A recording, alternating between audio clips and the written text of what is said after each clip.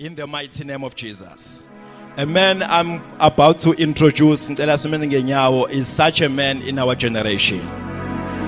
My first encounter with the man was in a vision. I saw a man in the vision and I communicated the vision with the man of God. We have countless visions encountering the man, and we started pursuing the grace uNkulunkulu asiconnecta nayo. Egameni lika Jesu Kristu waseNazaretha, umuzi waseGlencoe, Nquthu, Newcastle. Awumncinyana uzishayela izandla. Oh my Jesus. One of the greatest generals in our generation is in our midst. An apostle, a teacher of the word. In the mighty name of Jesus. From PMB, Christ Tabernacle Family of Churches. Let's shine Zandla, Apostle SC Ndlovu, in the mighty name of Jesus.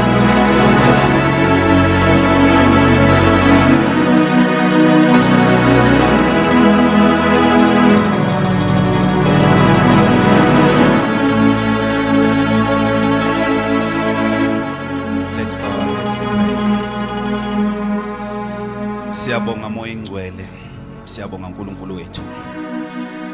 This moment and day has finally come, which you fixed in your heavenly calendar, that our feet will step on this ground and your glory will fall in this land. We are gathered here, humbleness of hearts, humbleness of spirit and soul, waiting on you, so that you come and do what only you can do. There are things that we can do as men, but there are things which are sovereignly locked up in your power, which we cannot accomplish in our own strength. Tonight we pray for that. Don't allow us to do what we can do only when isandla sakho ungasifaki. We want to see your hand tonight. Your hand is already in our midst. I feel your presence and I thank you, Father. Thank you for your grace and your anointing, your mighty army that is in this land. The angels that have been sent from the corridors of Zion to come and invade this land. We receive them. You mighty men who excel in strength. You who is servants who hearken unto his word. Minister in this place. Let the angels of Almighty God begin to move, to ascend and descend upon this ladder as we declare this land and this place as a portal. Have your way, my Father. Anoint, raise, equip.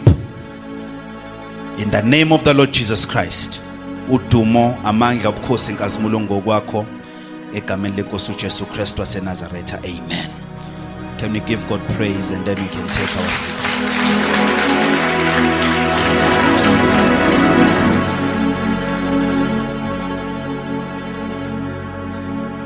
Allow me to greet you, bazalwane. Thina sonke sikhona. First of all, I want to honor the founders of this ministry, Baba Apostle Shonga, no Mama Prophet Shonga.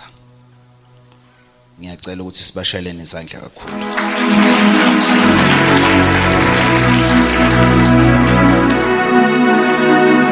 Kuyintokozo enkulu ukuthi sizithole sikule ndawo.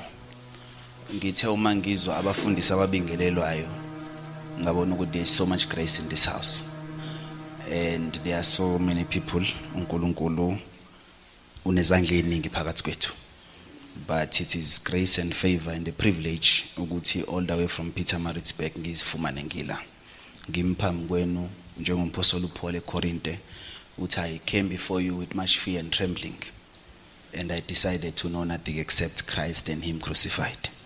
So I'm standing here in the front. I want to honor all the servants of the Lord, the apostle bonke, all the prophets, the evangelists, the pastors and teachers, the leadership yonke khona, ngabe umphakathi ngabe yasebandleni, all manner of leadership. I honor you all bazalwane egameni lenkosi uJesu. Amen. I want to greet leadership yonke yale movement, Come Forth movement, committee lonke. You are all honored. in Jesus mighty name. Worship team, band, wonke umuntu osebenzayo in this ministry, I salute you all in Jesus mighty name. Hallelujah. Hallelujah. Bazalwane, ngiyafisa ukudlulisa ukubonga kakhulu baba uShonga nomama. Thank you very much. Can we celebrate them one more time, bazalwane?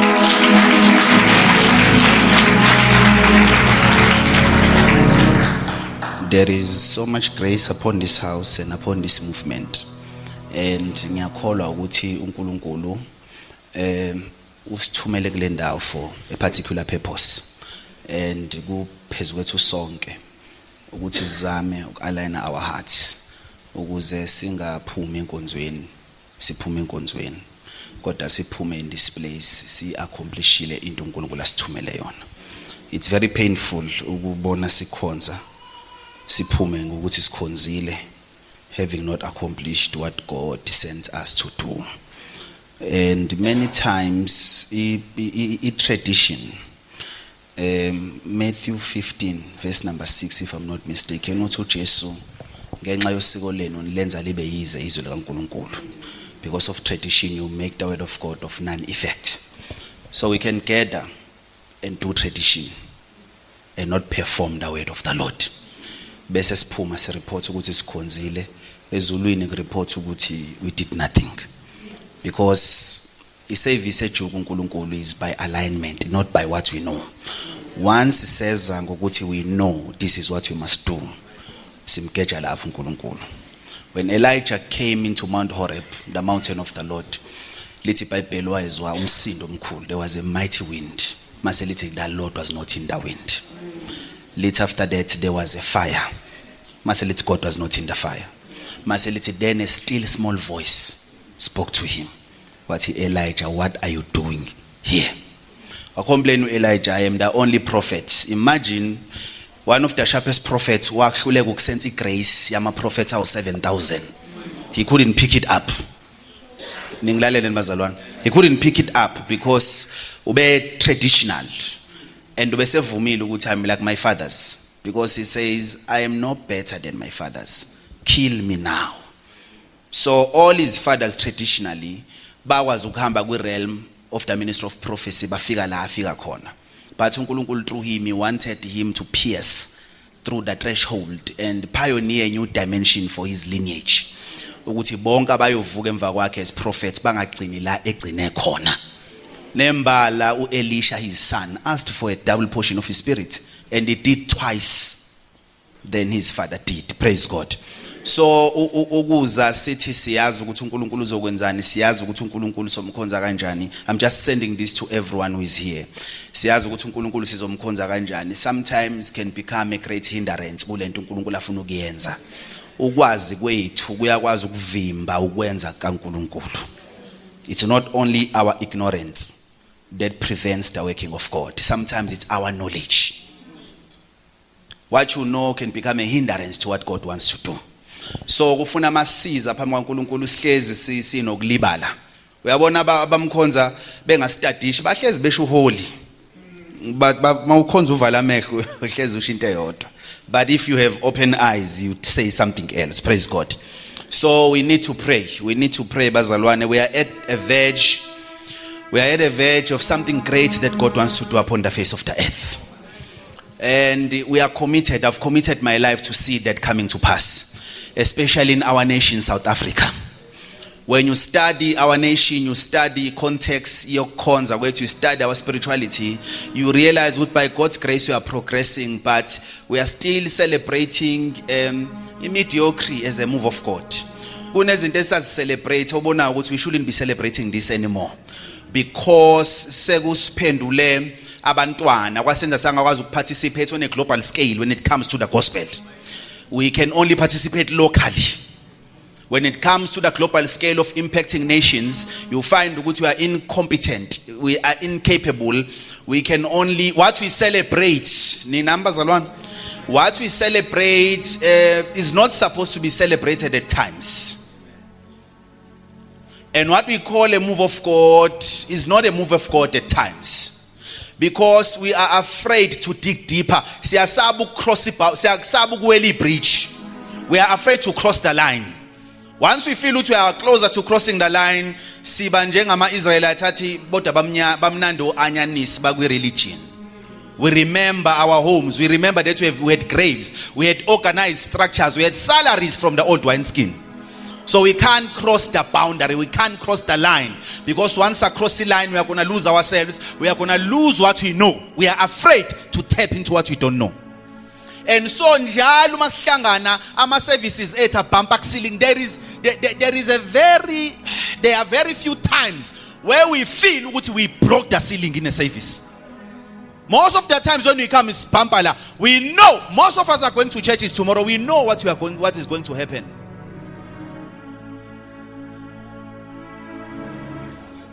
You know what you of offering izobe kunje. Intercession izobe nje. Ubani nobani ozobe khona. I-worship izobe leader ubani izobe nje. Izwi lizobe linje. We know. It's about time we break that. And we step into a realm that we do not know. When was the time where we came to a service because suddenly the Holy Spirit just comes into the place. But we have come so organized, and we have come to a place where we celebrate religion. We must hate religion. We must hate religion. Religion is repetition. Religion is repetition. Religion, coming here having not prayed. You come to church having not prayed. You are so bold. And you come having not prayed. Because you are so used to church. You come, you worship having not prayed. You preach having not prayed. What man of boldness is that? Confronting the gates of Hades with no backup.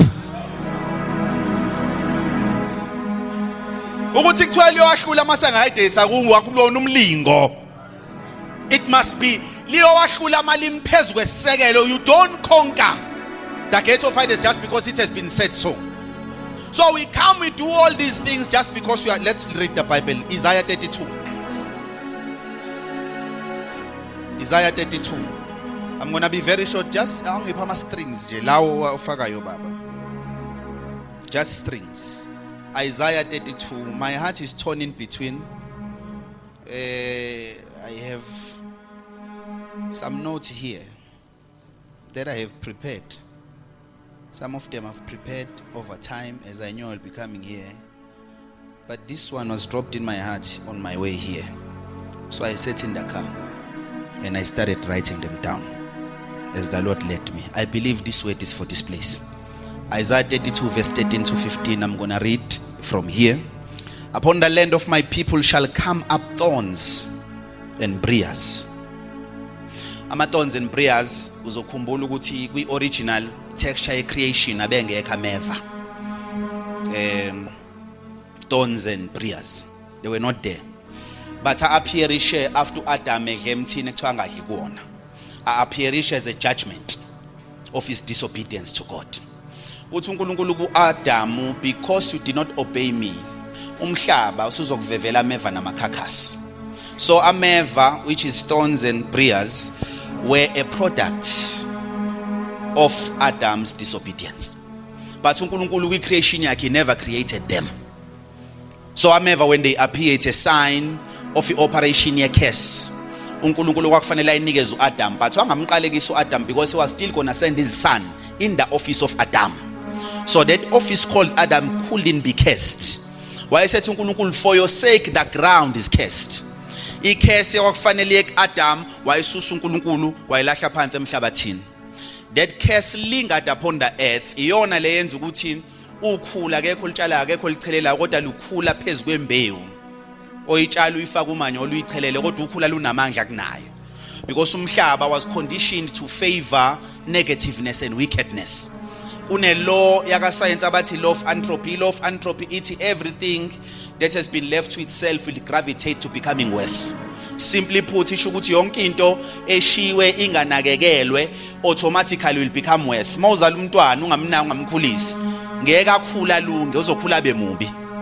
abantwana bonke aba-forsaken aba-rejectiwe bebancane akuvamisile ukuthi bakhule bakhethe ipath ye-righteousness. Most of them are rapists, most of them are serial killers, most of them benza zonke izinto because yonke into emhlabeni eshiwe inganakekelwe ine-tendency yokugravitate to becoming worse. Muhlala kwakho ushiya iminyango yonke uyikhila uvale wonke amawindi mase uhamba for 3 months uma ubuye uzobuya kunothuli olungazi liqhamukephi uzolifuca luphezu kwamatafula ungenalo uthule endlini unama-tiles uzofica indlu imile imoto imile ukubola iqhunqile inayo yonke into ongasuyifice phakathi endlini because kodwa uma ngasuhlale khona for 3 months ungayiclean kodwa uhleli khona you won't find those things because anything left to itself gravitates to becoming worse. Nikhona bazalwane, if you leave your car for a year ungayisebenzisi, it's most likely ukuthi mawubuya after a year trying to start the engine it won't start, but you are not using it. Kodwa mawuthi usuyayistart ngeke izistarte bazokutshela abanye ukuthi ibattery silo. No one was using the car. I-principle ye-vanity, principle ye-corruption ethi yonke into eshiwe inga-attendiwe will eventually become worse. Nothing grows to become good if no one is attending to it. So icase le yangena ngesikhathi uAdamu ona. I want you to look at the world as a hardware. Mesubuka isystem yombuso kaNkulunkulu as a software. Abantu baka IT bayazi ukuthi lokho esithi computer isigubhu lesi it's the hardware. Ayikwazi ukusebenza unga-installanga a particular software. Nama softwares ahlukene. If you install a particular software it-offerisha izinto ezithize. If you install a particular software it some other type of things. So when uAdam ebekwe emhlabeni there was a software that was planted. That software was called the kingdom of God. Umhlaba ubuflowa according to the kingdom of God. Iyona this software ebiyenza ibhubesi lingafuni ukudla umuntu lidla utshani.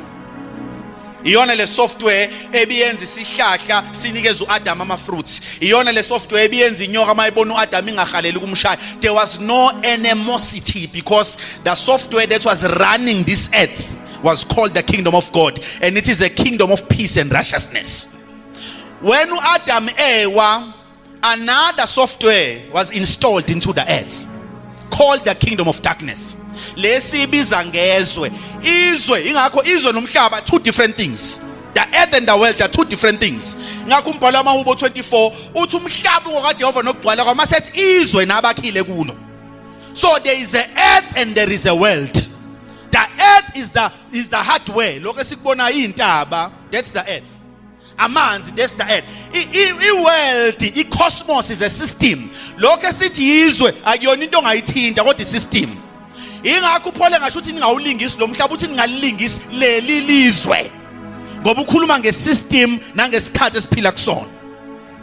So i-system nikhona abazalwane, i-system erana njengamanje emhlabeni is the system called the world. But when you believe in Christ, you tap into a higher realm called the kingdom of God.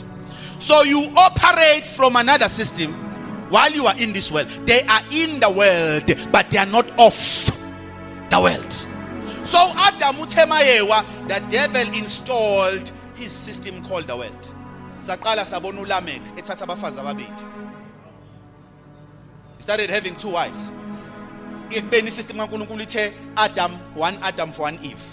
When Lamech came, he took many wives. Ozilipha, all his wives. Waqeda wenza isong, a song of worship. That my sons consider Lamech the son of Cain. Which my father made that one, but I made that many. So he took the system of the world from his father Cain. Who Cain was the first man who founded a city. He journeyed into the west and he landed in the land called Enosh. He built a city there. The first man who built a city was Cain. And he built a city founding the world. Gobi system ebizwa ngezwe yafika ngayo Cain. When he began killing his brother. That is when the system was implemented. Yaqala ke run. Ibizwa ke ku Romans 8 nge principle of vanity. Uthi Paul, for the nature itself was subjected under vanity, not after its own will. Romans 8 verses number 18 kuya 20. Mekhuluma ngevanity lezulu lithi nemvelo yathotshiselwa phansi kokuyize kungentando yayo. Kodwa ngenxa ukuthi uAdam is the head of creation, as the head of this earth ngoba wabekwa waba inhloko waba inkosi. Psalms 8 uthi uDavide uyini umuntu ukuthi umthande kangaka indodana umuntu ukuba uyihambele masethi mangiconsiderisha the moon, the stars, the sun, you seem like you are a great God. But I marvel yini lo ifuna kumuntu ngoba you seem like you have it all under control. Why you jaha umuntu kangaka? And then uyaphendula ku verse 4 uthi now sengiyazi ngoba umuntu wamenza wangaphansana kwakho. Wamqhelisa ngodumo nenkazimulo wamenza umbusi phezulu kwendalo yakho yonke. Wathatha yonke imisebenzi ezange zakho ayibeka phansi kwenyawo zakhe. So when Adam fell, everything under him fell with him. Ibhubesi la operate according to the kingdom of God, la operate nge-system ye vanity, la qala lafuna ukudla umuntu. Mawufunda Isaiah chapter 11, uzobona ukuthi uma sekubusa uJesu Messiah, when Jesus comes back, he's not only gonna save humanity, but he's also gonna redeem the nature. Ingakho uJohn ebona a new heaven and a new earth, umhlaba usazoba redeemed. Implement a new policy uthi kuIsaiah ngalelo langa ingane iyodlala ngasemgodini webululu uthi izinyane lembuzi liyodlala nebhongwe lungenyama ayikho into obefuna ukudla okunye ngoba there will be peace and will be righteousness on earth under the kingdom of the Messiah. So ukuwa kaAdam kwa introduce lento le uNkulunkulu ngoba ngifuna ukuthi sibuke lento le. When men fell, igospel yethi limited mayikhava umuntu kuphela. Ngoba ngesikhathi umuntu ewa akulimalanga irelationship yomuntu noNkulunkulu kuphela. In fact there are 7 relationships alimala ngoka Adam. One of them is between him and God. The second one is between heaven and earth. Akabananga uNkulunkulu nomuntu kuphela, kwaxabana nezulu nomhlaba. Ingakho iprayer kaJesu uthi your will be done in earth. It is an aim to realign the earth again with heaven. Because uAdam mayewa umhlaba wasuka kuma original foundations and the axis uNkulunkulu ayobeke kuona wa lose the alignment with heaven. Lokho kwenziwe ezulwini is no longer what is done on earth. The earth began to be creative. Waqala umhlaba wa creative. Waqala umuntu wa creative. Mawufunda uJesu mayekhuluma ngomuntu uzobona ukuthi umuntu udalelwe ukuthi angaphili ngesinkwa kuphela. Kodwa ngawo wonke amazwi avele umuntu I not a Christian uthi umuntu akasho ukuthi a Christian may not live. Uthi man. Mayethi man usho mankind. Why designwe originally ukuthi aphile from the words of the mouth of God. Kodwa umuntu ngesikhathi emisalign wa creative. Abantu sebe devise indlela zokuphila without the word. Good Luke 18 uthi men ought to pray always, not Christians uthi men. Umuntu oyidesign ukuthi aphile by prayer. But because of a creativeness, a misalignment, we have devised way. Sesinane indlela zokumkhonza without prayer.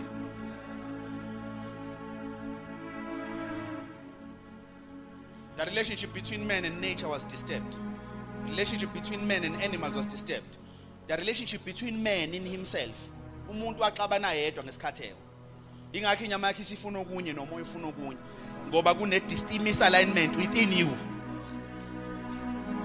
Depression is a sign of misalignment of your soul and spirit. Anxiety is a sign ukuthi uqabene uwedwa. Ama-moods is sign ukuthi ngesikhathi uAdam ewa akaxabananga noNkulunkulu naye yedwa axabana. Umoya wakhe wafa, umphefumulo walandela inyama. So within you, before you fight people uqabene wena. So when the gospel comes, it must align your soul with your spirit and your flesh. Your soul, your spirit is raised from the dead. Your soul is transformed. And once your soul is transformed, the end of your salvation will be the transfiguration of your body. So in gospel, I think there is more to the gospel. Ihamba ithinta ama-nations, ihamba ithinta iland, i-redemption izohamba ithinte the earth, umhlaba uzoba renewed. There is so much uJesu akwenza esiphambanweni. Lela gazi did not only wash sins, it provided a legal place for God to realign all the relationships that were destroyed. So there is a curse that is working on earth, but the only way of escaping it is coming to Christ. Ngoba uJesu mawuza kuyena ukubeka on another pedestal. Le pedestal ye kingdom ayifunctioni ngale emhlabeni. Irandi lingaba very low, but when there's a casting down, there'll be a lifting up for you, because you are not operating here. When men are complaining, you'll be rejoicing. Because you are not operating here. There are those who have tasted of the powers of the world to come. So letting upon the land of my people shall come up thorns and briars. So a land of his people, but why will thorns and briars appear where God's people are dwelling? Because some thorns are a sign of a curse. Maset yes upon all the houses of joy in the Jewish city. So there will be a curse upon Jewish cities. Because the palaces shall be forsaken. Gishama palace. Ama palace is English amakos. Kutwa they shall be forsaken. The multitude of the city shall be left. The forts and towers shall be for dens. Any version it the watch towers. Ama watch towers ila kala kona ma watchmen. So they shall be forsaken. They will become dens. It den in the wekhali ilwan. And the joy of wild asses. Shuti imbongolo zasenge.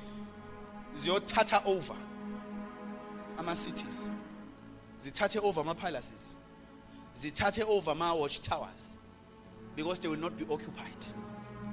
Mercy land ivela meva, ivela nama briars, because there will be no occupant in that city. No one will be occupying the city. So a curse will come in.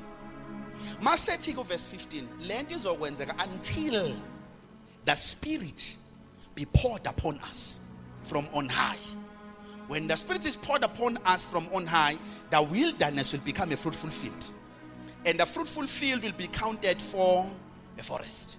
But it will all begin when the Spirit is poured upon us from on high. May the Lord bless the reading of His word. There is no project without the Holy Spirit. There is no project that God ever begins without the Holy Spirit in view. Mawufunda Genesis 1 verses number 2. Uzothola istory sokuthi before uNkulunkulu akhulume izwi lokudala umhlaba, umoya ingcwele waye involved with creation. He did not begin the project of restoring the earth. Because Genesis 1 from verse 2 is restoration of the earth. Hallelujah. So God did not begin to restore the earth without the Holy Spirit. The earth was without form.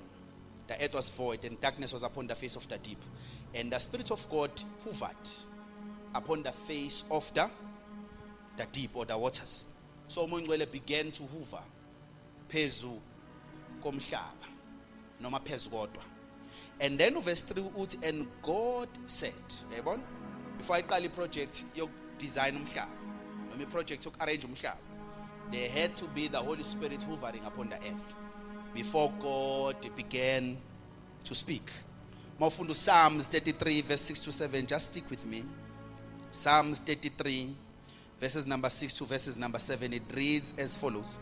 To verse 6. By the word of the Lord were the heavens made, and all the hosts of them by the Spirit of His mouth. When God created the earth, when God created the hosts of the heavens, kushiwo inkanyezi, the moon, the sun, kushiwo ama spiritual hosts which are angels, they were all created by the Spirit of the Lord's mouth. So umoya ingcwele was responsible for the creation of the heavenly bodies. He was responsible for the creation of the world that we can see. Ayikho project uNkulunkulu ake yayiqala without the assistance of the Holy Spirit. Masutu verse 7 ukhuluma ngomoya ingcwele uthi he gathered the waters of the sea together as a heap. He laid up the depth in storehouses. So umoya ingcwele were responsible. Mayithi uNkulunkulu let the waters gather together veze umhlabathi omile. It's the Holy Spirit who was gathering all these things. In fact, uNkulunkulu might let there be. He was not speaking to light. He was speaking to His Spirit that was already on earth.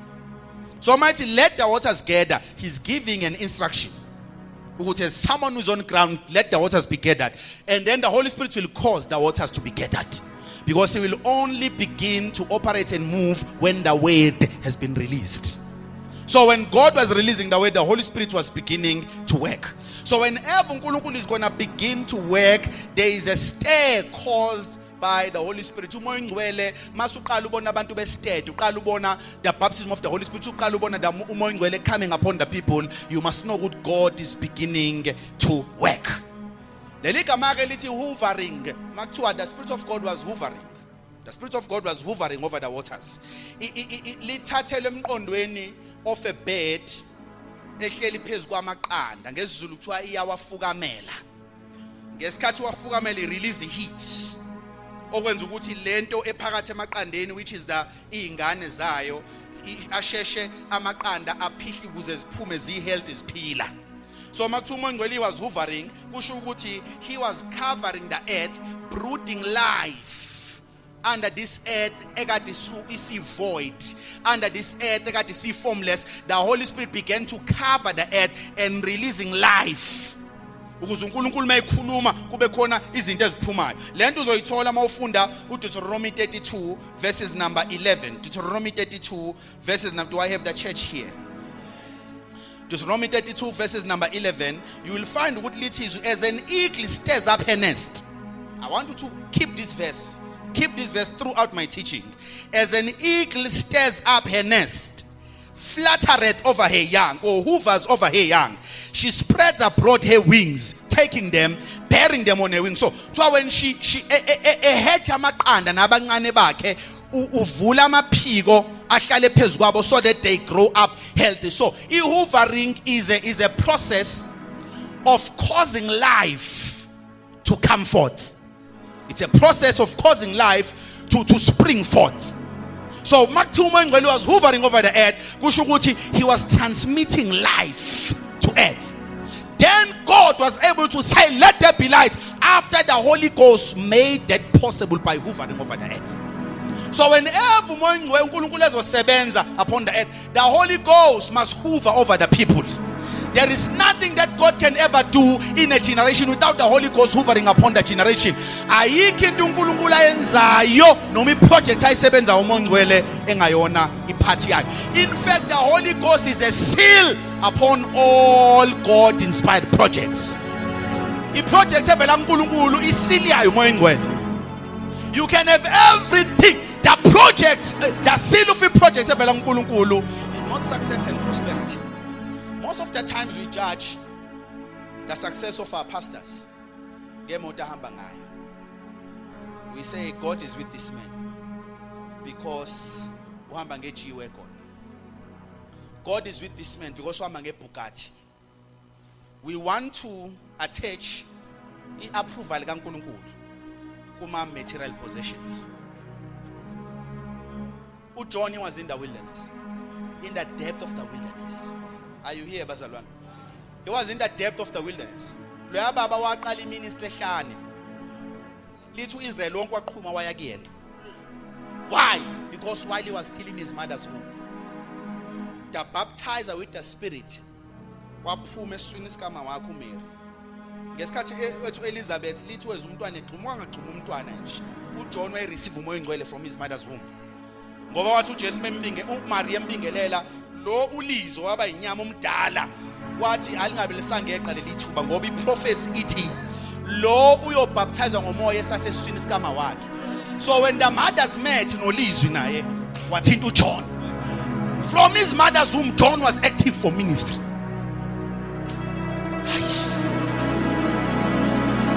So uyazalwa nje uJohn ugcwele umoya. The Spirit drives him to the wilderness. You are not going to eat bread. You are going to have a different man. John came not eating or drinking. He did not drink and eat. The locust. The Holy Ghost in him drove him to the wilderness. What made ministry? One sermon, repent. For the kingdom of God is at hand. Repent. For the abantu babevukela mayisho le nto kwangathi ushinto entsha every day because the Holy Ghost was upon his life in this ministry. So he seal according to Ephesians 1 verse 13 uthi ningamdabukisa umoya ongcwele nabe kuphawu ngaye. So uphawu le project evela uNkulunkulu is the Holy Ghost. The Holy Ghost, if it's from God, even if it's under a tree, it will bear the seal of the Spirit. Even if it's in a cave, it will bear the seal of the Spirit. Even if everywhere it is, it will bear. As long as it bears the seal of the Holy Ghost, it is a sign that this comes from God. So uma ngcwele uyisile ya wonke ama projects avela kuNkulunkulu. If there is no Holy Spirit in your project, it's a sign it's not from God. Because uNkulunkulu, I worked in a retail shop. I will not mention it by name. Sasithi uma sizokwamukela impahla ekseni from this truck. Into esasiyi-check yokuqala isile. Isile into ababeyifaka efana yini lento amaphoyisa abophana ngamacingwane lokho kumnyama no khona lokho kumnyama cable tie macingwane awuyazi cable tie ifana ne cable tie once wayifasa the only way yokuyivula ukuyiqashula. So truck before seal receive what we need to check is the seal if it's still intact. Mayingasekho intact isho ukuthi it has been tampered with. Le truck like lathintwa somewhere apart from lalivela khona. So max afica isili broken asilivuli. Ufuna libuyele emuva because seliyaveza ukuthi someone else tampered with it. So the Holy Ghost is a seal. When someone has the seal intact, they have not been touched by other gods. So the Holy Spirit is a seal. Wonke ama project avela kuNkulunkulu. If a ministry bears the Holy Spirit, no other foreign spirit has infiltrated. So ingakhethe uJohn sihlole ini not ukuthi uyalibiza igama la Jesu, no. Just the spirit. Check for the seal. Is the seal there? So you don't choose a church just because bekhonza kwi-auditorium enkulu. Is the seal there? You don't marry someone because they tick all the boxes in your preference list. Is the seal? Because uNkulunkulu yonke project ayisebenzayo mayeqedwe uyifaka iseal. And that seal is the Holy Spirit. So if there's no Spirit of God, it means the project is not from Him.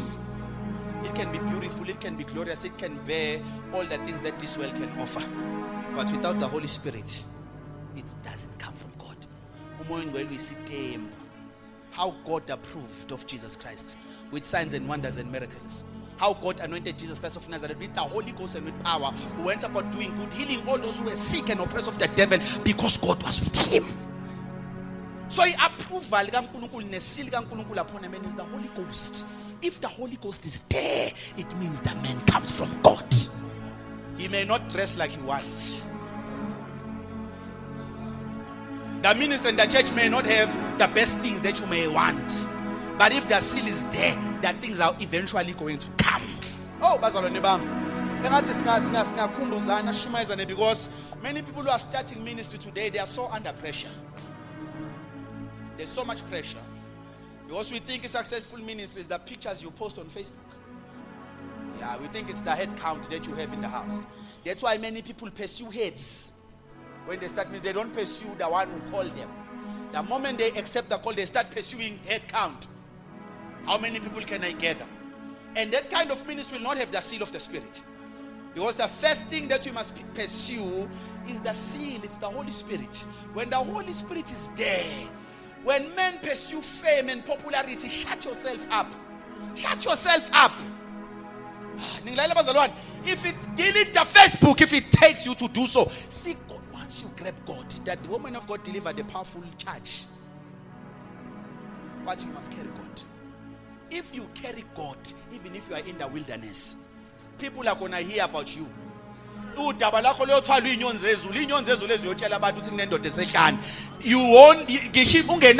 poster. But people are going to start navigating towards you. Because you've now captured something. There is a particular realm, there is a particular magnet, and it's the Holy Ghost. Once you capture the Holy Ghost, what's your secret? Your secret will be what is obvious. It's prayer.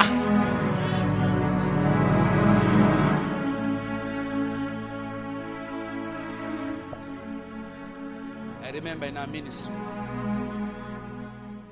when we started ministry in the year 2013, the Lord instructed me, get out of Facebook and WhatsApp, social media, get out of it. Second instruction, no posters. No posters at all. We went vula isonto. Sitshela abantu ngomlomo siyakhonza.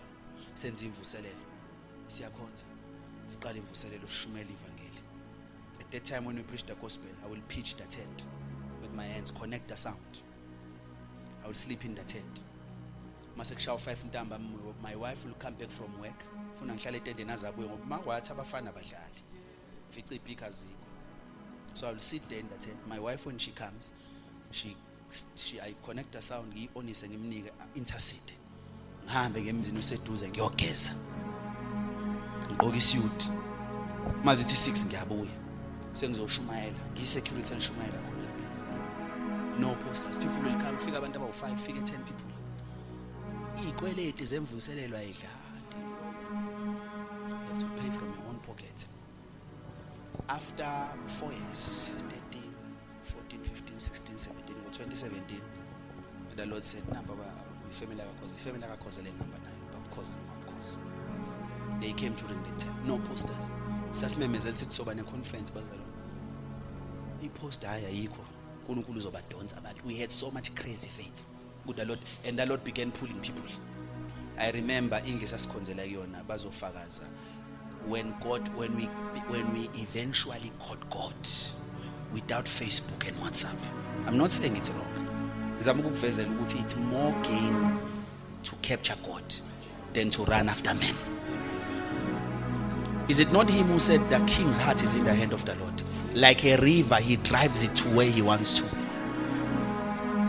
Is it not Daniel 4 verse number 17 who say, this decree is inspired by the watchers, so that men may know that the Lord rules in the kingdoms of men, giving them to whomsoever he wants? Ama-thrones asesandleni saNkulunkulu. Ama-thrones asesandleni saNkulunkulu. No marketing will give you a throne. Ngisho uyazi abantu uma ungamcapturishile uNkulunkulu, ngisho ngathi kuzodliwa emva kwenkonzo. Bancama ukuyothenga inandos bakhipha imali bashiye yakho yamahala. There is a seal that once we acquire this, once uNkulunkulu angifaka istamp, God, I must pray for stamping me with your seal. Make me your project, because once I am your project, when I appear, the Holy Ghost. Even if I go to a dry land, if I call upon you, if I say Jesus, he will hear me. A man with a seal can shout from the depth of the sea. The Lord will hear from heaven, and the Lord will attend to his cry. You don't need many things. You must become his project, and he must put a stamp. Even if you have a business, don't run for the stamp. Run for the stamp. Once you have an approval from heaven, once you have a seal, which is the Holy Ghost, once you seal, your theology is so accurate, you are collected. You are so organized. When that man speaks, there is no organ, introduction, but they gather more people. They have more impact. What is the difference?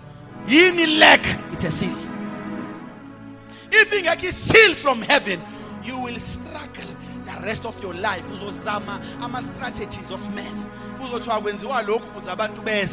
Bizu home affairs uthi kuzobekubhaliswa amaphasi mahali emva kwenkonzo umuntu uzonqamela ukobamba iqueue.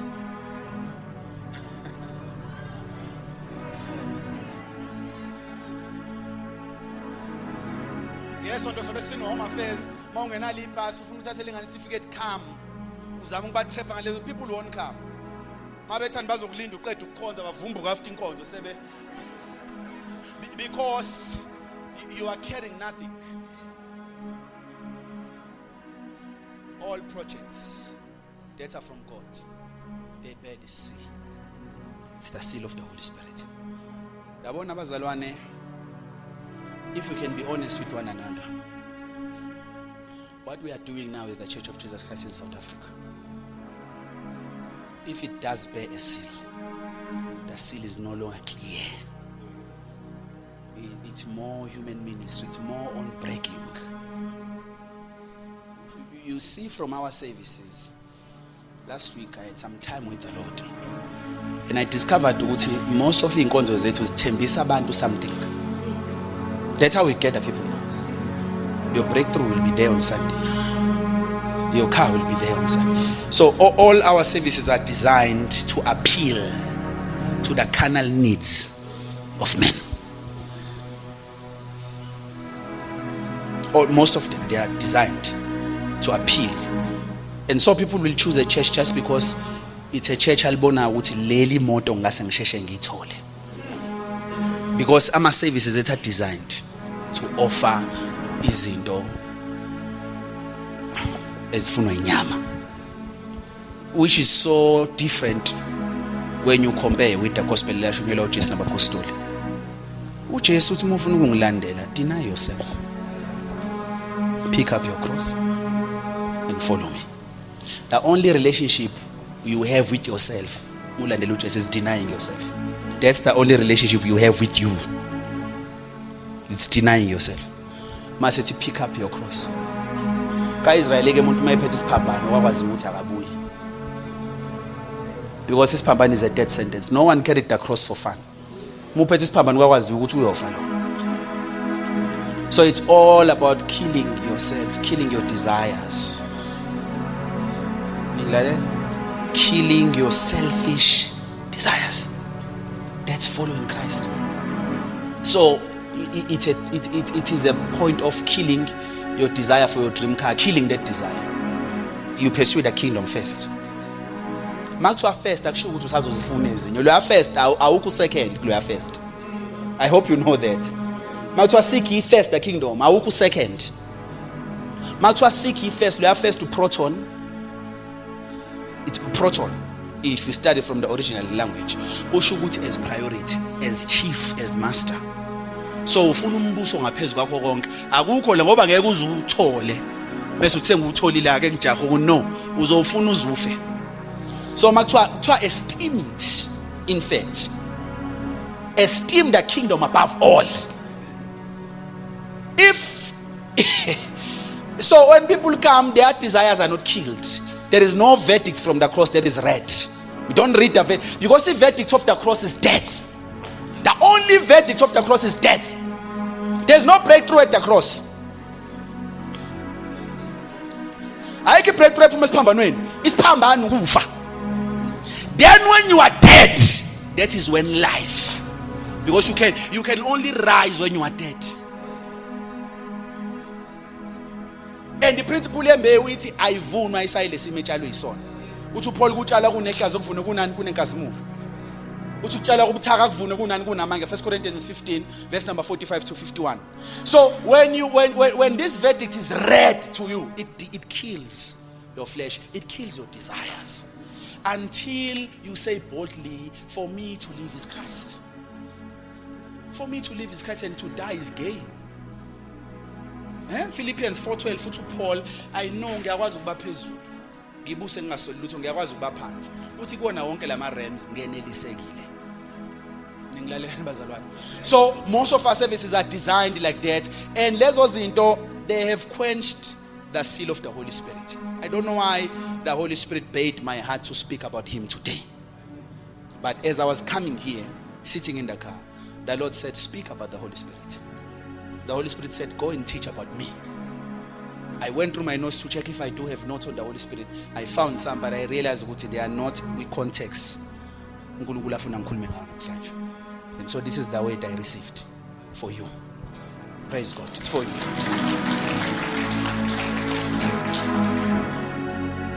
To administer a new move, when we speak about revival, we must be quickened. Do you know ukuthi ngeke ukwazi ukumfuna uNkulunkulu engakumemanga yena ukuthi umfune? Ngeke ukwazi ukumfuna engakumemanga ukuthi umfune. So you can't decide to seek God.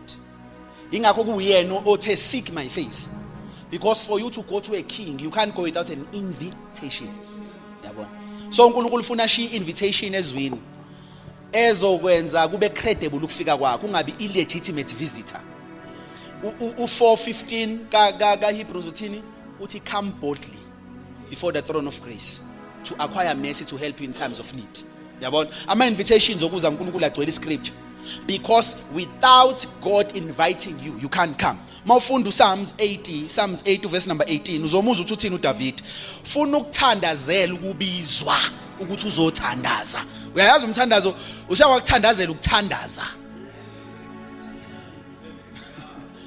Uthi njengamanje mangcwele ngithandazela ukuthi ungibizele ukuthandaza. Angathandazi.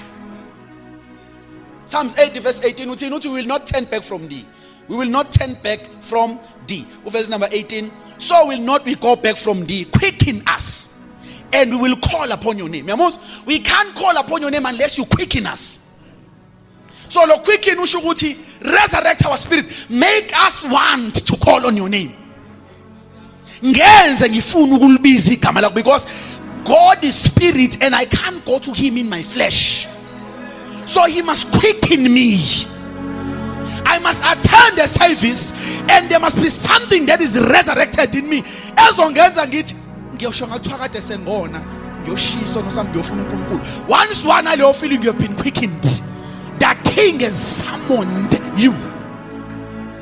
So you cannot pray without being quickened. That's why in prayer yakho it may begin in the flesh. God, as you begin in the flesh, you must strive. Uyabona I generate, I pray for a generator. I generator before uqala uyidonsa ngamandla akho. Once yabamba I oscillatory motion, I kick her in mase irana yona. That's how prayer works. You begin in the flesh. Lord, I've come before you. Korama sekatapai. Yabona, these tongues, they are not coming from my rema, the rema realm of the spirit. They are my tongues. I can speak them anytime. So I start with them. Lord, I pray. I start speaking in tongues. I start praying in the spirit.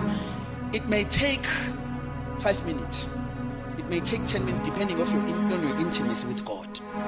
Some people say, Father, in the name of Jesus, I'll be quickened immediately.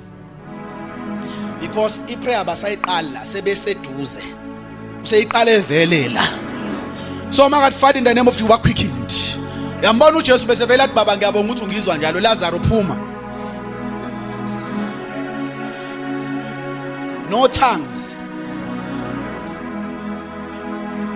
Uyovisa umuntu ofile wena uma uyokhulekela ikhanda.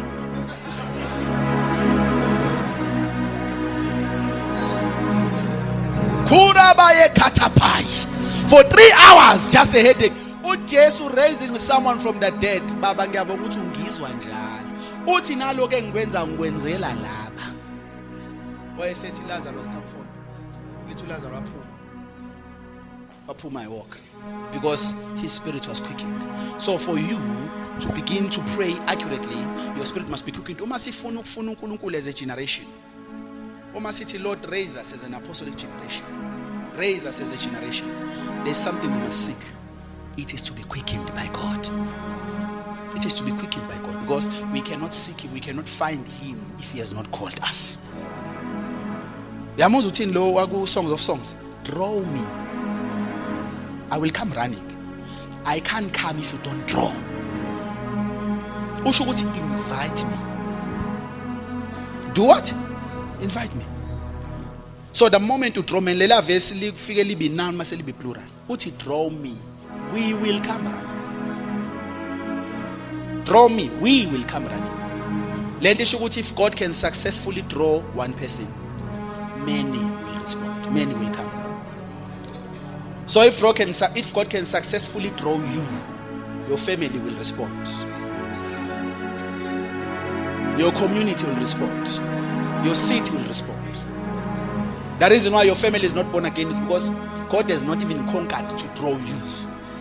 You are there, but you are not fully drawn to him. So if God can draw you successfully, there are many people that will respond to that drawing. So uNkulunkulu umthanda efuna suthandaze bazalwane namhlanje before sivale moya ngcwele ngidonse. Moya ngcwele mekudonsa. There was a season that came upon my life. That's where I wrote the book. I told you about it in the book. When the spirit of supplication was poured out upon me. It was November 13, 2021. Something came upon my life that night. I was not even praying. I just lost appetite for everything. appetites. I was lost. When I prayed that night, I would pray for 6 hours and it will feel like I prayed for 30 minutes. When you are in the ends who feel the hour, it's because it generates we run for the whole hour. That's why you feel it's been an hour, because you are using your own energy. But the moment you ask him to draw you, once you qala umoya ngcwele, once waqala prayer yokuthi quicken me, he takes over prayer.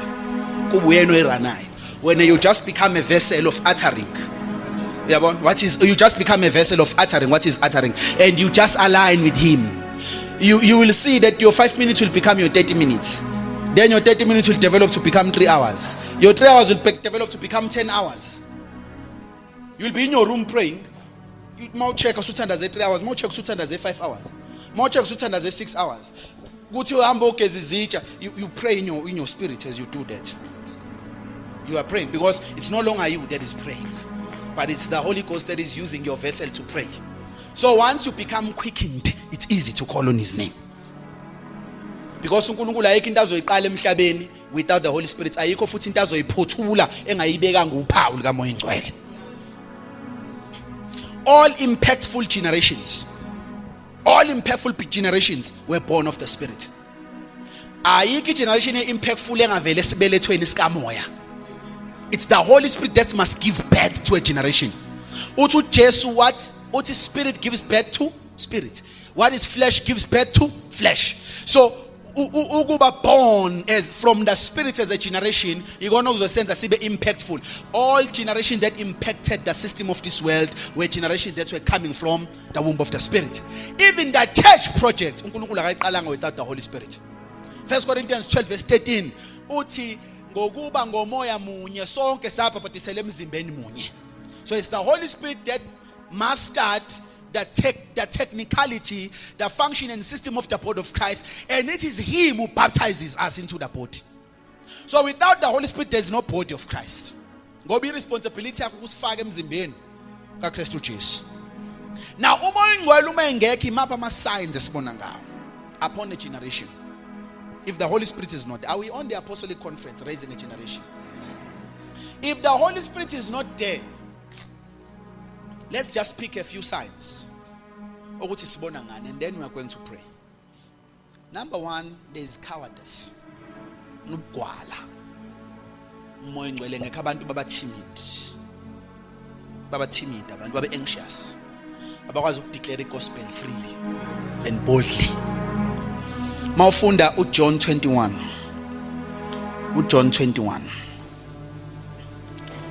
John 21 verse 18 to verse number 19.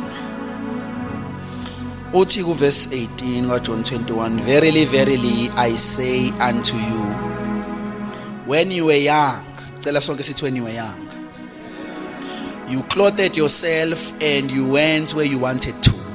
But when you were old, when you become old, you will stretch your hands. And another will clothe you, and he will carry you where you do not want to go.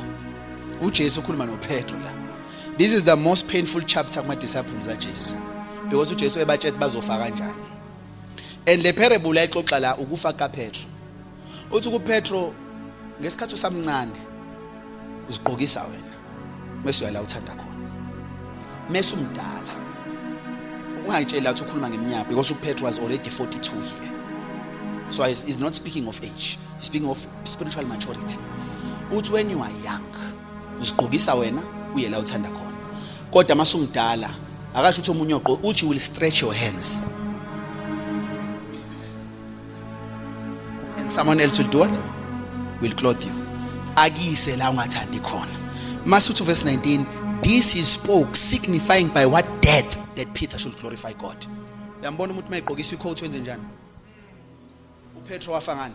Through the cross. So this analogy of stretching his hands was Jesus telling him, you are going to die through the cross. But you will only be able to do that when you are spiritually matured. Ngoba ngesikhathi esamncane wasiphika ngithi siphambana wazigqokisa yena wazwathuka intombazana wayalethanda khona. Kodwa uthe masemdala But bembethelwa wathi ngicela nisibhekise phansi esami singafani nesenkosi yami. But when he was young, he denied the cross. But when he was old, he embraced the cross. So kunobugwala umngcwele mayengekho. Very few people can die for the gospel in our day. Very few men can confess Christ with a muzzle of a gun placed on their forehead. Very few men can confess Christ. Very few men are like Belinda. Very few men are like the men written in Fox's book of martyrs. Very few people are like that in our days because our generation denies the cross. It's the lack of the Holy Spirit. Into eyenza ufela uJesu joyfully makucheckwa amathambo kucheckwa imizimba kwenza ioptopsy abantu abafa ngenxa yegama la Jesu. There is one thing eyayenza babe confuse o scientists nabantu abachecka ebhedlela. It's that is dumbu zabo zonke they had a smile.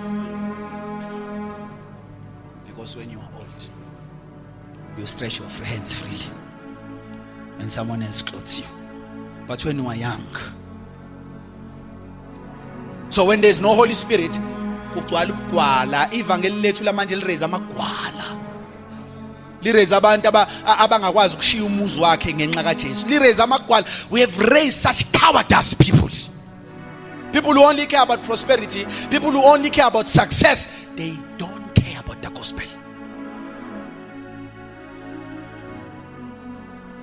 Bazalwane mningi umsebenzi sasihlalele. Ngiyazi unutshethi sihlalele lokusonta, sihlalele lokusonta. Sihlalelwe some apostolic work, serious apostolic work.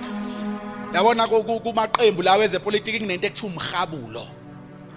Makiyo emhabulweni uvalelwe endlini, uvezelwe amavideo amabhunu egqilaza abantu abamnyama bakubanga ulaka. Ukuze uphuma ungamfuni umlungu.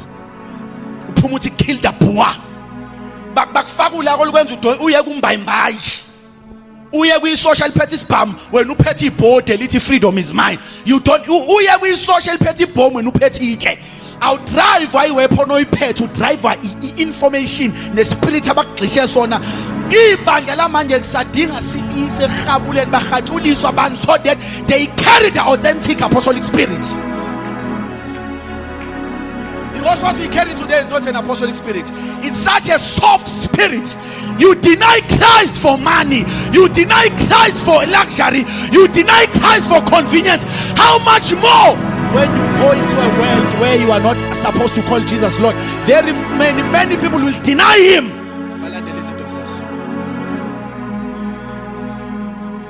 So ngifuna sazi ukuthi masikhuluma ngerevival asikhulumi ngento ezobe imnandi kuphela abantu bazobe behabulile. Ingane encane ezobe igcwele umoya and apostolic spirit. Oh mama no baba ibandla lizokhonza ngomlilo kamoya ingcwele and they'll be fierce even in their workplaces. They will not sign policies that are not godly. They will rather lose their job because they are fervent in the spirit.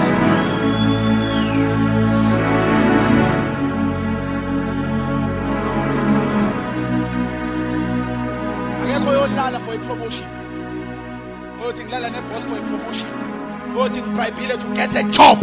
Why? If the apostolic spirit is there, to Peter ketan ngokweni silalele nina yini noma silalele uNkulunkulu. When the Holy Ghost has come upon the people, no one remains a coward. Ayakumzalwane uyofaka isiphangi yathi kumele ngihloniphe abazali bami. Akekho umzalwane uyothi noma ngilamukela ivangeli kodwa phela ngisayingane ekhaya. Akekho umzalwane uyothi ngifakele siphandla noma ngenzela umemulo noma ngenzelweni because I'm respecting my parents. Abantu bayophuma babe bold.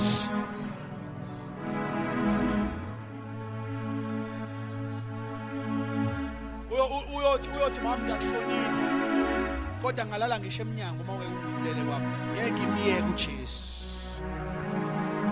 Ngiyahlonipha ngeke kodwa ngisifake isiphandla ngoba ngihlonipha uNkulunkulu wami. Kuthiwa ngikuthobele ngoba ngakwazi ukuthi nawe unenhloko. Ungasayithobele yakhe inhloko. Mina kuthiwa ngikuthobele kukho konke ngoba uNkulunkulu uthemba ukuthi nawe uzothobela uKristu kukho konke. You are a head if you have a head. If you don't have a head, you are no head. How How can you operate in authority if you yourself are not under authority?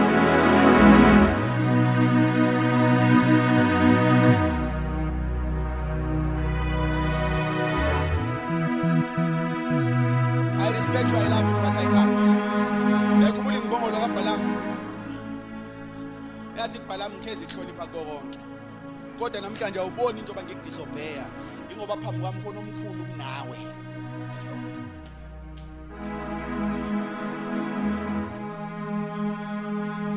Ukwala beyaphela when the Holy Spirit comes.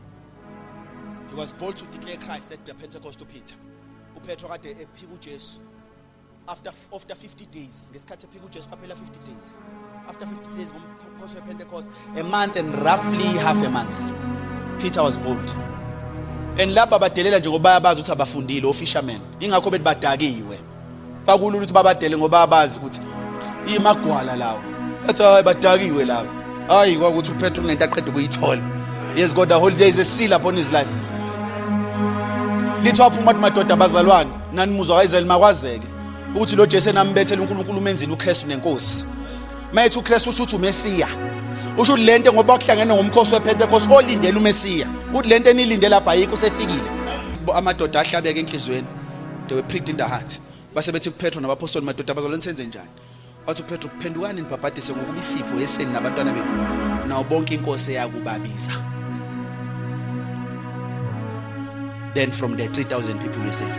Peter was bold to declare the message of the cross because he had encountered the Holy Spirit. He had encountered the Holy Spirit. Asibuyeleke kwi scripture yethu. I have so much here but ngizokushiya kuyo. uNkulunkulu uyozivulela isikhathi nangelinye ilanga ukuthi sibe ndawonye. Isaiah 32. Wena umoya engcwele khona nazi izinto ezenzakalayo. When the Holy Spirit is there, number one, kuthiwa behold the king shall reign in righteousness. Umoya engcwele mayekho into oqala uJesu uyabusa ngokulunga. Ziningi izinto ebengifisa sikhulume. Mina bengifisa siyibuke ngeso likaNkulunkulu. The king shall reign in righteousness. Maselithi princes will rule in judgment. Into oqala umoya engcwele masefikile ngoba la kuchaza uverse 15 izinto ezizokwenzeka when the Spirit has been poured. Ngiyamkhumbula uverse 15. Uthi until the Spirit is poured upon us from on high. So kuthiwa mase poured, a king shall reign in righteousness. uJesu uzobusa. Mase ama princes ithina lapha sobusa in judgment. Uverse 2 bazalwane iwona ohlukumeza umoya wami kakhulu.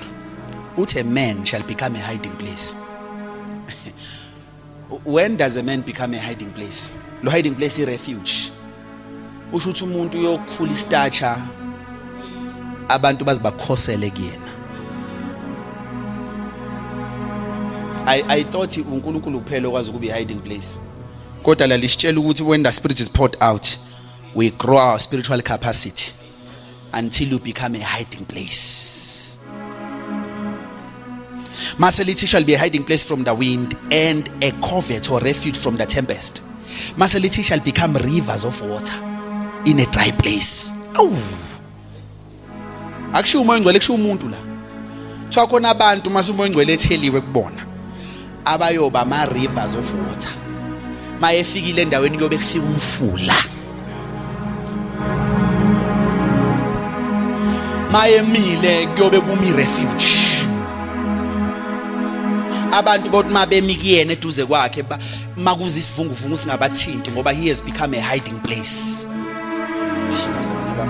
Bazalwane bami, they are serious land, they have serious dimensions. They are serious dimensions. And where we are right now, where we are, it's just another thing. Sometimes uNkulunkulu must lower himself to reveal himself to us. Yabona isikhatsa yayisiwili spirituality la ukuthi uNkulunkulu yethu to cover himself ngevoice kaEli. He couldn't come in his glory. He couldn't march into his own temple in his glory. He had to minimize himself to the voice of Eli to call Samuel because of his spiritual dimensions at the season. The voice of God was rare, the vision was scarce. So the King of Glory had to veil himself in the voice of a fallen priest to Eli. Ukuze akwazi ukuthi Samuel. Because if he came in glory, premise created for people to see God in his glory, so he had to veil himself. Yabona uNkulunkulu masewile ufuna kuze kukhuluma imbongolo ngoba abantu abakwazi ukumbona. Our spirituality must see fallen. And our nation, if you don't see this, the kind of Christianity we are running now, 5 years from now, it will be regarded as sinners. Let the mention if you remain in it, in 5 years from now, Christians to just be careful that what you call light does not become darkness. So it's possible that you may say you have light. God must expose you to greater lights. The light will be darkness.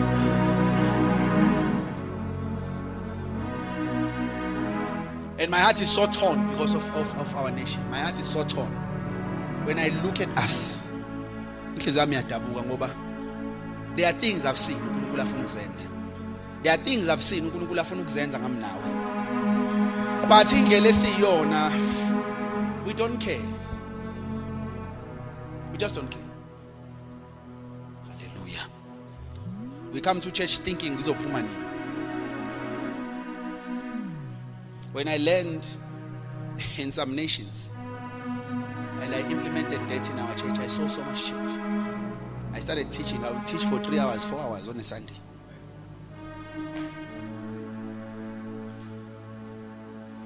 I was like, no.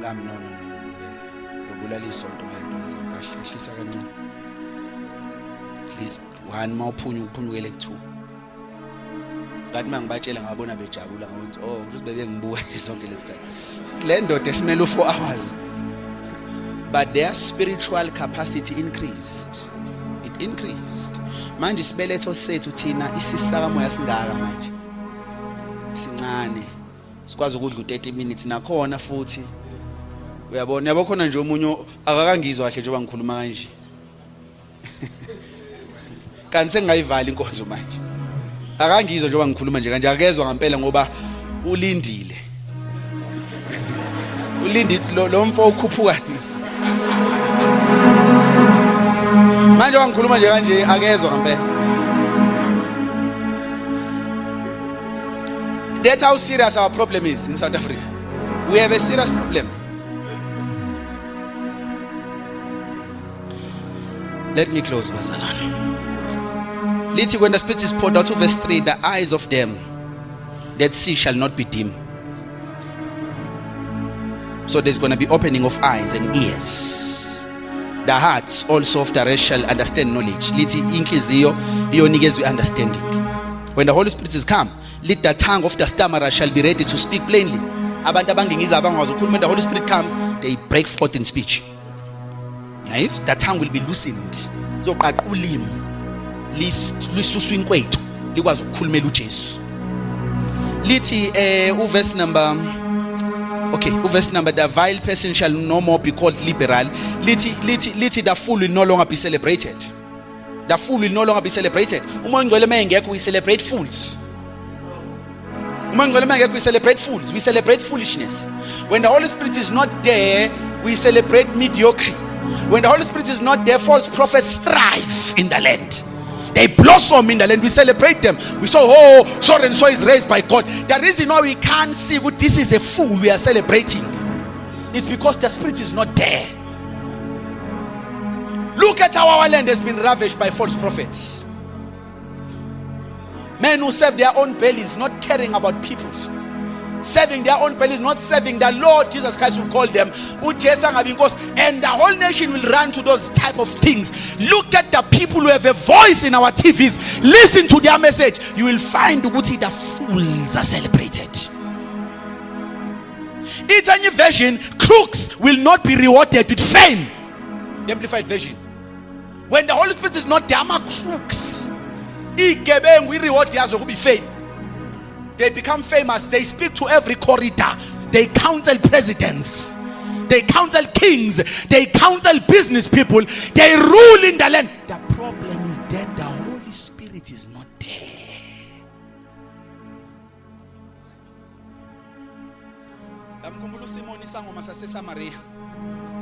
lithi iBhayibheli uPhilip washumayela uSimon waphithele ngathi usindisiwe. Wathi uPhilip akusindiswa nesangoma. Kanti uSimon usasondela usayifunda le movie ukuthi angayidefeata kanjani ngewitchcraft because lithi iBhayibheli he was bewitching the whole Samaria. Oyebamba iSamaria ngobuthakathi. Then uPhilip wabayise manje nobabhabhadisa still ibaptism wa-actor. Kodwa lithi mase kufika uPeter noJohn, men who were carrying the Holy Spirit. Lithi man mabebeka izandla, the demons couldn't hide. Why later yena uSimon wathi uSimon kuPetro, ngicela ningidayisele lamandla. Nanti silive. Wathi uPetro, you might have escaped the first classes of salvation and escaped the baptism in water, but this spirit you can't. Hamba uyobhubha nesiliva lakho. Wathi hambubhe nesiliva ngoba ucabanga ukuthi isipho sikaNkulunkulu singathengwa. Wasethini emva kwalokho wabhuqa phansi uSimon waxolisa. When the Holy Spirit comes, falsehood is exposed. And bazalwane, let me just say this. There is so much that is going to happen in our time. From now, we are phambili, especially this remaining part of the year. There are so many fools that have been rewarded with fame. UJesu azothumevela. Malaki 3 ukhuluma ngama messenger amabili. Uthi I'll send my messenger to prepare the way. Kusayisizini yaleyo messenger manje. Leyo messenger is calling the church back to repentance. Ngoba second messenger uyawe Mekesh Dishem, the Lord our sanctifier. Lithi ke he will sit as a refiner. The second messenger uyayibona irefine ile thatha igold. Uma uvakashela izindlu zama-silver smith la kurefine khona igold kunemlilo ebaswe ngendlela ethize encibilikisa insimbi. Kuthiwa ke lo mayefika uzobe njalo. He will refine his house. Kuthiwa into azoqala ngayo, he will refine the sons of Levi so that they may offer an offering in righteousness. So into yokuqala ithi la bese la i-refinery izoqala la. Mase kuthiwa will come with a fuller's soap. Mawufunda ngefuller's soap uzothola ukuthi ile nsipho high in chemical. Othi umuwasha noma iskipa sakho ngayo sisusa ukungcola size sidabula uzidabula ukotini ichemical yakho ni phezulu. So when he comes to clean his house, he will come with that soap. That's where falsehood is going to come out. So there's so much fools, there are so many fools that have been celebrated. There's so much falsehood. South Africa is celebrating falsehood. The people who have platforms are most of them, let me say most of them, it's falsehood. Very few true and faithful servants of Christ are up there. But when the Holy Spirit comes, when he has been poured out, he will reveal lezo zinto lezo. He will reveal lezo zinto. Now we are at the verge of a revival that is going to break forth. We're at the verge. And our nations onke right now, they are waiting for us, for South Africa. Because amanzi azoqhuma la. The breaking forth of waters is going to happen here. And when that spirit is poured out on high upon us, akekho ozotshela umuntu. Uma ingcwele mefikile akekho otshela umunye ngoba wonke umuntu uba neqhoba lomlilo phezulu ekhanda lakhe. Every man has a share of his fire upon their head. When the Holy Spirit has come, I won't need to stand here and tell you to say khona umoya ingcwele. He will just come and take over the service. And you will know. No one will chance us. No, akekho ozosichance. No one will take chances. Akekho yoma thatha chance athi I'm chancing. No one will stand here without having prayed and utter theories. No one will stand here because they can pray and just pray without having prayed. Right now, it's system to allow fallen men to succeed. If you want to succeed in our time, fall. Your success is there because our wineskin currently supports that. But once the Holy Spirit comes from heaven, that once he comes, bayabonakala bashkwi upper room nabaphansi bayabonakala, it's clear, there's a clear cut. These 120, they've received something. These ones have come religiously. Jerusalem is singled out 120. There were thousands of people who were attending that feast. Kwathi umoya ongcwele meyiqeda ukusebenza akekho ayekutshela ukuthi usibani bani utholile usibani bani akatholanga. No one could chance. Once the Holy Spirit comes, a false prophet will be locked, made to release the prophecy. They may come to our church to release the prophet. When revival comes, it brings judgment along with it. When the Holy Spirit comes, he comes like a coin. There's two sides, it's glory and judgment. No one will take chances. Right now, it's so easy for anyone to come here and say, I am this office, I'm an apostle, I'm a prophet, I'm an evangelist, and just speak. And we accept just because it's Paul. We accept just because they've said so. But when the Holy Spirit has come, when the Spirit is poured out from heaven upon us, we will know ukuthi uMangcwele usefikile phakathi kwethu. I-revival yes7 lezokwenzeka. Kulawa amakhulu. Ngiyabona la amancane owelish revival. There are 7 great that have happened. Martin Luther. No, the first one is at Jerusalem, APOSTOLIC. That was the first revival. It was birthed by the Holy Spirit. Then ibandla ngena kuma dark ages.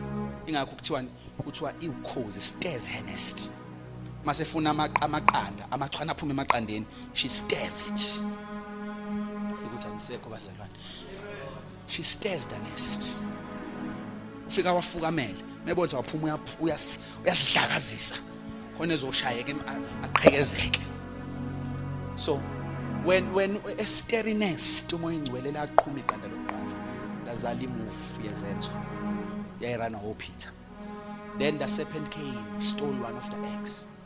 Ibandla langena kwisizini yama dark ages from 318 AD up until the 15th century. Ibandla bekuma dark ages, iBhayibheli belisusiwe kubantu. Wathi uphopa abantu abawazi ukufunda iBhayibheli bazolisinterpret, abazofundelwa amabishop only. Lasuswa ilambu likaNkulunkulu. Langena kuma dark ages ibandla. 1517 uNkulunkulu awuvakashela umhlaba. He stirred the nest again. Waqhuma iqanda lazala Martin Luther. My God. A monk, a theologian. The Holy Spirit is here. He's here. Yeah, he's here. He stirred. The Holy Spirit stirred again.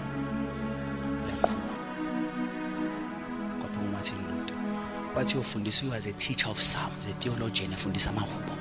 But he fundisa Psalms 33. Othi, deliver me by your righteousness. He was taught with his righteousness kaNkulunkulu iyajaja umunesono. Babona uDavid ethi ucela ukukhululwa ukusindiswa ngerighteousness. He studied further. He found out ukuthi umuntu akasindiswa ngokukhokhela ithikithi. Usindiswa ngokwamela ukulunga. Wastablisha Romans 6 verse 23. Wathi inkekho lesono ungufa kodwa isipho sikaNkulunkulu sokuphila phakade. Wathi isipho. Kanti lento ayithengwa isipho. Then he wrote 95 theses. Wona mathisele Wittenberg eGermany in a Roman Catholic church. But mabefika bezovula ekseni bafica iqiniso Martin Luther libhale khona ephikisa isifundiso sabo. Bam excommunicate waqala ama Protestant. Wathi sisindiswa ngomusa ngokukholwa. You don't pay. Eagle had stirred his nest. Kwaqhuma iqanda le reformation. When the eagle saw ukuthi isileli iqanda silikhulile umntwana, she came back again, stirred the nest again. From among Martin Luther, kwaba bethi asikhoki thina sakhoki sesisindiswe ngomusa. From among them kwavuka omunye phakathi kwabo wathi ngiyazi ukuthi sisindiswe ngomusa, but I saw something else in the Bible. Mabeqeda ukusindiswa abantu bebefakwe emanzini. uJohn Smith igama lakhe thina sibafaki. Martin Luther but no sofuna ukudukisa ibandla ayikho leyo nto. Naye kade elwiswa amaRoma ethi lento isho yayikho. Naye walwisa wathi lento isho yayikho asiye emanzini thina sithelana la ngamanzi. Wathi lo baba no, uConstantine wathelwa ngamanzi la ngoba wayeyinkosi. Kwakuyihlazo ukukhumula inkosi phambi kwabantu siyifaka emanzini. So salanda umfula ngenkomishi sawulethe enkosini kunokuthatha inkosi iyise emfuleni. But that was not a method for everyone. Let's go back to baptizing people. Kwathi ungenwa amademon waphuma neqembu lakhe. Babengazi ukuthi njalo umoya ongcwele niza but to start something. He stirs the nest. kube ngathi kuba ne-division, kuba nokuxabana, kuba inest yakho, kuzobonakala iqanda elizokuqhuma kuqala. Waphuma uJohn Smith waqala ibaptism. Ayayi inting ibaptist, ama-Baptist. From ama-Baptist wavuka uCharles Perham. Wathi uCharles Perham, ngiyayibona yamanzi. When I checked the scriptures, ngibone abantu bephuma emanzini bethola umoya engcwele. Thina umoya engcwele asimtholi, kwathi unamademoni. Waphuma uPerham. Whenever there's a shaking of the nest, there's something new that is born. Waphuma uPerham, yena waqala iBible College. A man from USA by William J. Seymour. He attended that college. Kwawukuthi ifunda belungi apartheid isadle elubi. Wathi uPerham, I can't admit you to my Bible college because you are a black man. Wathi William J. Seymour, ngicela ukuhlala eVrandi. Ngizofunda eVrandi, ngizonilalela ngewindi. He sat there. As he sat there, i-revelation yaCharles Perham yaba amplified kuyena. Wasuka shona USA. He used to pray for 5 hours. Efuna uNkulunkulu. Then the Lord told him, after 3 years of 5 hours prayer daily, after 3 years, the Holy Spirit said, there is more to God than this. Wow, increase to 5 hours to 7 hours for 2 more years daily. Then the Holy Spirit came. What's a movement? A movement. Azusa Street began a movement. Abazoneke bathola umoya ingcwele, yena ngamthola. Bonke baptized in the Holy Spirit ngamthola. Then after 5 days, the Holy Spirit came upon him. He began speaking in tongues. Waqala Pentecostalism, Faith Mission, Assemblies of God, Church of Nazareth. You name all the Pentecostals. Maye phumulo, ama-Baptist amshaya, ama-Lutheran amshaya, ama-Catholic amshaya. I want you to know, Local City Roman Catholicism today was once the Church of Acts. Le bandla libona kwizenzo la lenda labi Roman Catholicism. One, the greatest move eyaba khona after amaRome eyamaLuthela. Leya move yaNkulunkulu ile namhlanje sithi amaLuthela. Le enithi manibuka nithi ayingeke abanawo umoya ingcwele abanayo. That was once the greatest move of God. Buka ama-Baptist. They were once the greatest move of God. It's a warning to every chick that is born from the egg. Do not think uNkulunkulu uqedile just because he has done something through you. Because this eagle comes every generation to stir the nest. Ama-Pentecostal athi hayi uNkulunkulu uqedile, sesikhuluma ngelimo, sekunjanjani. Hayi kwavuka William Branham. Umoya ngcwele wasiteriness kwavuka William Branham. Bathi William Branham siyabona ama-Pentecostals it's fine. Kodwa kukhuluma umuntu oyedwa ngelimi. Kulinde omunye atolika hayi zikhona izilimi zokuzakho, we can all speak in tongues. But hayi ama-demon lawa, ama-ministries oqhipkhowe kwavuka Kenneth E. Hagin or Oral Roberts. They began shaking the world. But built ama-universities. Bathi ama-Pentecostals ayikho ke le. Izophela manje le nto le. Into evuke manje izophela manje. Aqala ama-charismatics a-advance. Right now, the eagle is back again. The eagle is back again. And what he's doing now, nje ubona la conference, abawenza ama-conference ngoba kuyi-fashion, no. I-eagle inayo indlela yokustir nest.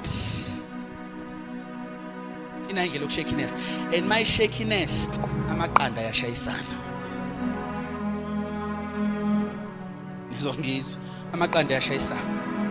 Aqala ashayisane wodwa. Ukuthi iliphi eliphumayo, ubani ovuswayo, ubani ongavuswa, ubani oright, ubani wrong. Ubani abenza kahle, ubani abangenzi kahle. The nest is being stirred. Ngesikhathi sterishwa lele selithamba okudlula wonke lona eliqhumayo. Those are 6 moves. Le esikuyona manje okugcina i-eagle shaking nest. It's the last time. And I pray ukuthi maliqhuma na ube born from this one. Sime ngenyawo zethu.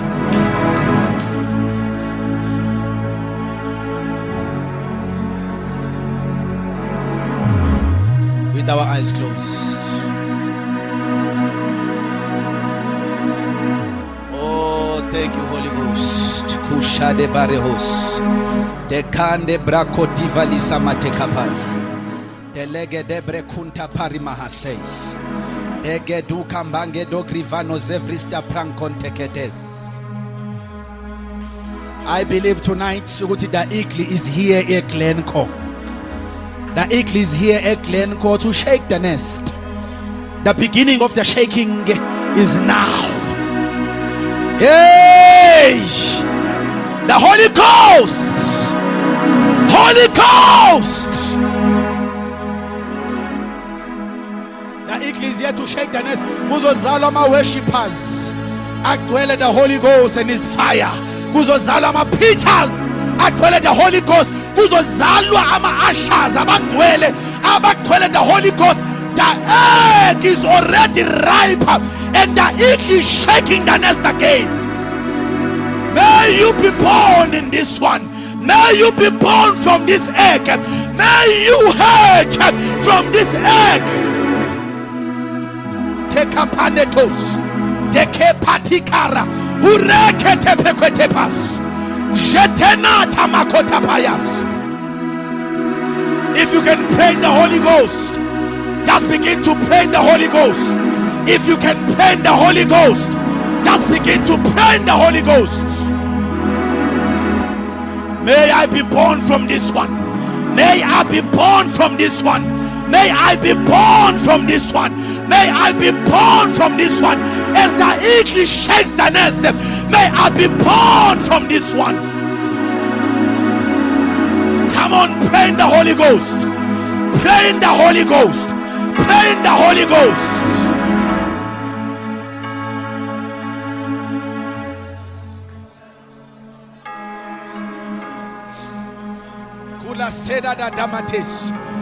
I want us to pray. I want us to pray. There is something that is going to break forth tonight.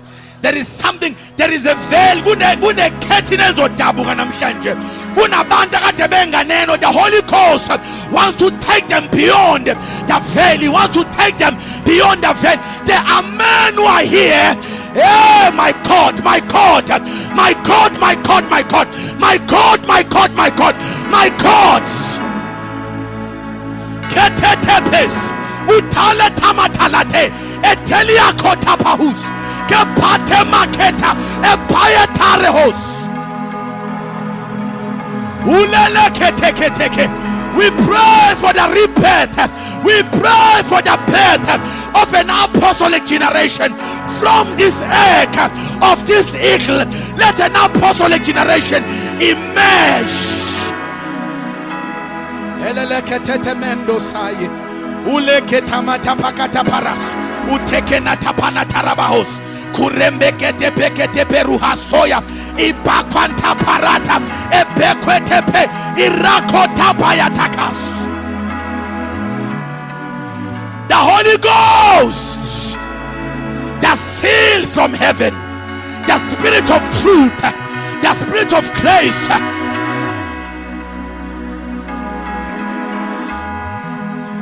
be poured out upon us until the Spirit be poured out upon us.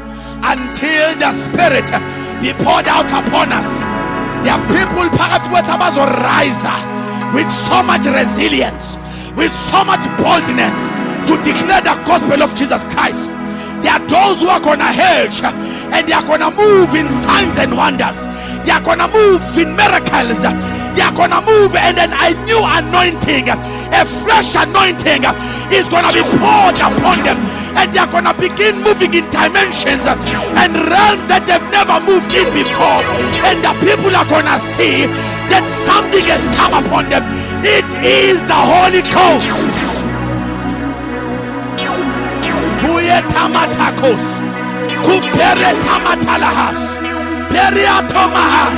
Shake the nest, Holy Ghost. Shake the nest, Holy Ghost. Shake the nest, Holy Ghost.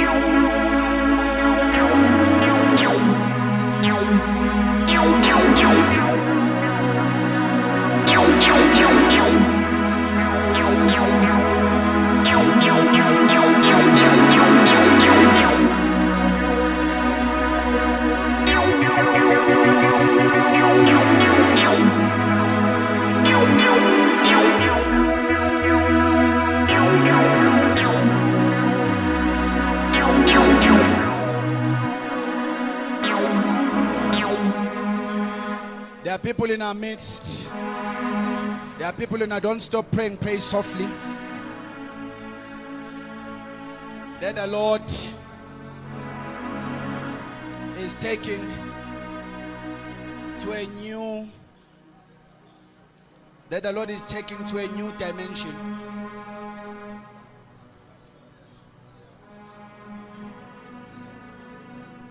A new realm.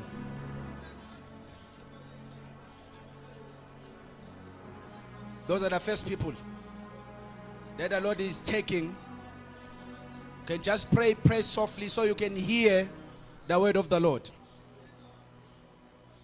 Just pray softly. Pray softly. The Lord is taking those people to a new dimension. They are here. Just lift up your hands, please. They are here. And there's 4 people. He's taking them to a new realm, a new dimension they've never been into before. And now I pray, Holy Spirit, that by your anointing and the resting upon of your hand upon them, let them receive, let them be catapulted, let them be taken to the new realm. Now, in the name of Jesus, in the name of the Lord Jesus Christ.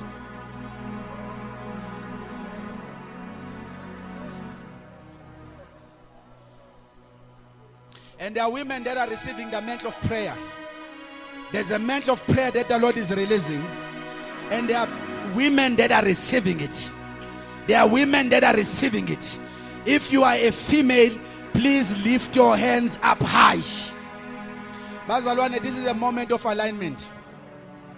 It's not time of performance. If you are a woman, lift up your hands.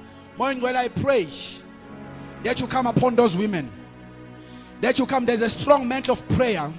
These are going to continue in prayer for hours. They are going to continue in prayer for hours. They are going to continue in prayer for hours. Holy Ghost, let this prayer mantle come upon them. Let the prayer mantle come upon them. In the name of the Lord Jesus Christ.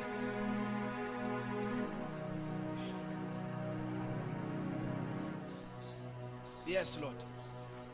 Yes. It's a mantle of intercession. It's a mantle of midwifery.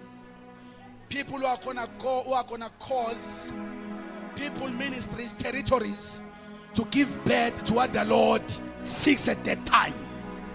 And those people are here tonight.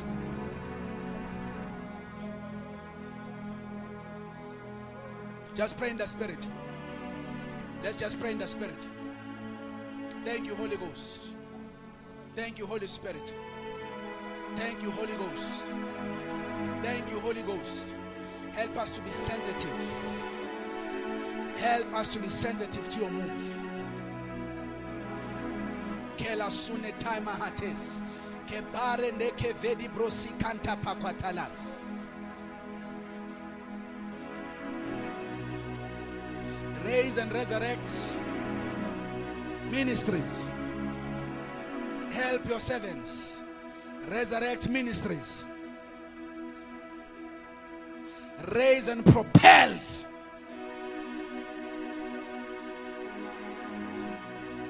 Yes. Yes. Oh my God.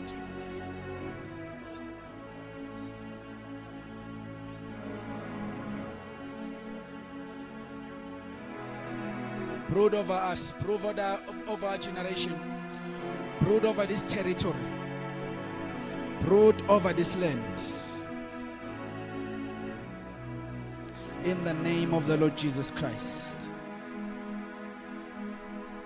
Thank you, Holy Spirit. I give you praise, glory, and honor is yours. Because of time, I want to hand over the mic. Otherwise, I feel that isibeletho sakulendawo nabantu abala has come to full term. And it's a due season to give birth. It's due season. The season is now. It's just that we are still in control of time. But there's going to come a time where we're going to pray until the waters break. But I feel good. Abantwana bafikile. We just need to employ the power to give birth. Sidinga ukubambelela etsheni and pray like you are crazy. Kutane hando kapas, kepati kaparahos, shekete kepeko taparas, tenande kaparos. Pray until something is born.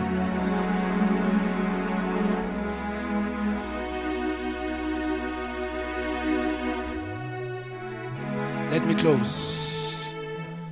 Can I pray with you? Just pray with you.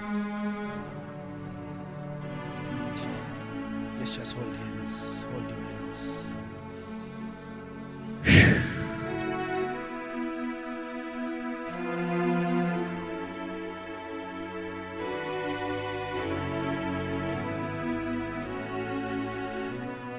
I pray for grace. I pray for more grace, new and higher realms, for new and higher realms, for fresh dimensions. Let their feet be battered. Let the rock gush out oil. Encounters, encounters, encounters. Kutena topere, kovedi barina sonte kapatar. De gila dumbre do vedi bros. Te cantele predo villa di gando breconti cavala barasonte. De grevida bruna sunte catetes te kete penor. Medobrina vruni braste kente pelita. Go baby da crumanso veli brado kete pir.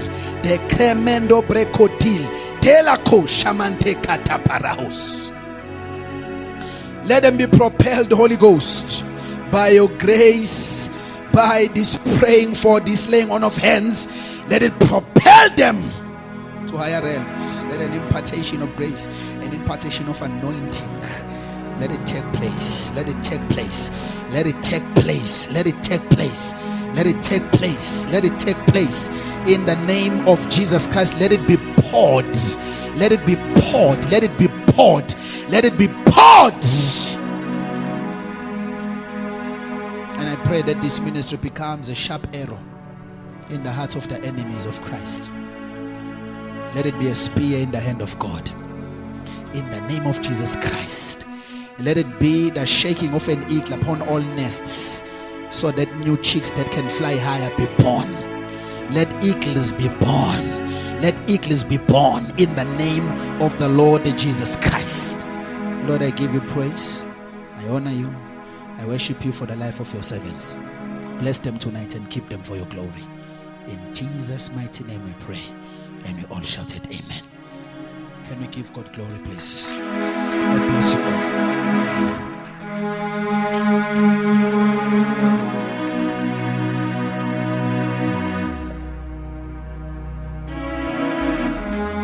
Shaya uNkulunkulu izandla bazalwane egameni lika Jesu. In the mighty name of Jesus. Thank you so much. Thank you so much, Apostle. In the mighty name of Jesus, it is an honor to have you. It's an honor for you to honor our invite in the mighty name of Jesus. Let's shalom apostoli izandla egameni lika Jesu. Oh, I'm short of words. In the mighty name of Jesus. Icela siphambene simeni ngenyawo umpostoli umchuno eze ngaphambili. In the mighty name of Jesus, and release a blessing upon us. Egameni lika Jesu Kristu waseNazaretha. Our next comfort so besematadeni Newcastle date will be announced. In the mighty name of Jesus. Siphakamisile thina sonke izandla zethu. Uyabongela uNkulunkulu wethu ongcwele. Akekho ongafaniswa nawe afane. Baba wethu namandla wonke akekho nobengalinganiswa nawe alingane. uNkulunkulu ezulwini uNkulunkulu emhlabeni nangaphansi komhlaba. Khulume kahle nathi namhlanje ebusuku. Thank you for the realignment. Thank you for the grace. Thank you for everything that you have done.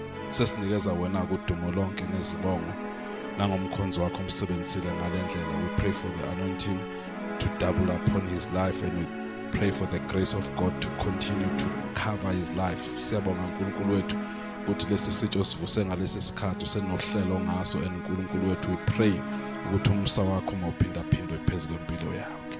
Siyakhuleka uNkulunkulu wethu sahlukana semakhaya.